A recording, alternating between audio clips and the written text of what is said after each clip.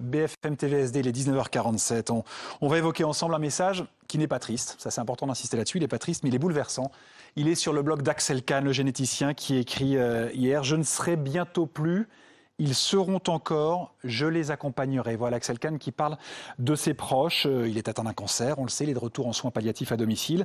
Et il a décidé, c'est ce qu'il explique sur son blog, d'augmenter les doses d'opiacés pour lui éviter de n'être qu'un corps martyrisé. Ce sont les mots qu'il emploie.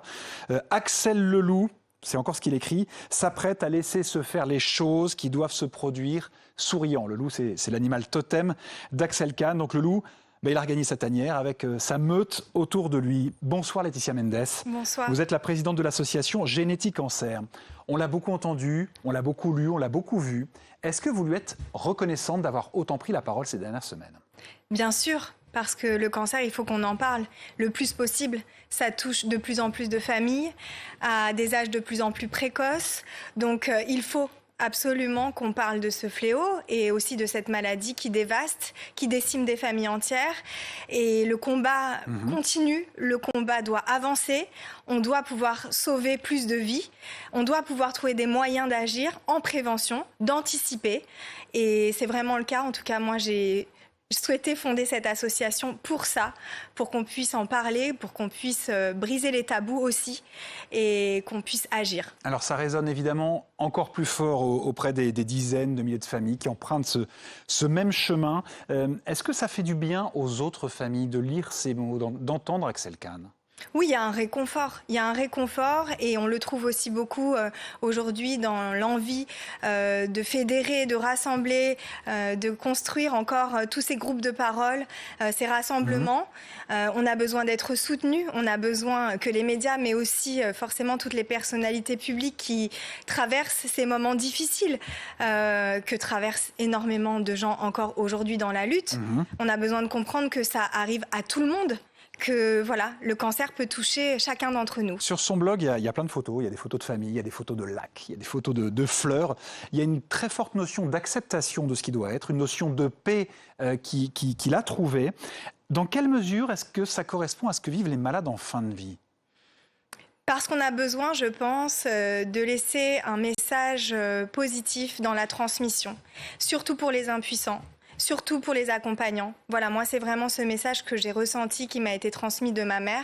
Donc, mon arrière-grand-mère, ma grand-mère, ma maman, tout ont développé un cancer à des âges très précoces. Ma grand-mère a vécu jusqu'à 83 ans. Ma mère est décédée de son cancer à 47 ans. Oui. Son message a été très clair. Elle m'a dit, prends cette information capitale, puisque moi, je suis donc porteuse d'une anomalie génétique qui me prédispose à un risque accru de cancer du sein et de l'ovaire, et faisant quelque chose de beau, un message positif, un message d'espoir. C'est un mauvais gène pour une belle histoire, je le dis très souvent, et je pense qu'on a besoin aussi d'encouragement pour continuer d'avancer. C'est vrai qu'on a Axel Kahn, on pense aussi à Bernard Tapie, bien sûr.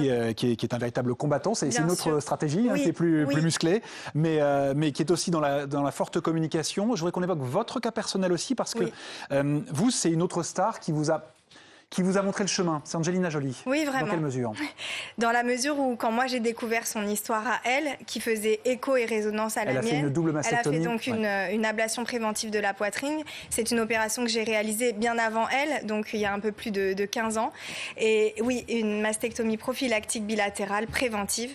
Je me suis dit, c'est quand même dingue qu'elle en parle publiquement, parce que pour moi, j'avais vraiment presque honte d'avoir réalisé ce geste qui était très difficile et très douloureux, mais c'était pour moi la seule issue.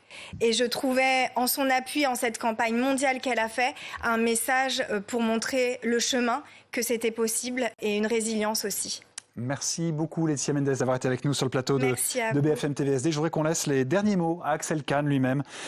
C'est la fin du message qu'il a laissé sur son blog hier. Alors il a encore tweeté aujourd'hui, Axel Kahn. Il continue à prendre la parole, mais ce message est très beau.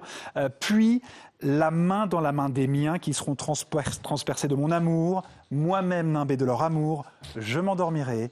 Ils me verront m'endormir. Voilà les mots d'Axel Kahn hier, eux et les autres, dont je me suis efforcé d'honorer la confiance. Merci Laetitia Mendes. Merci infiniment.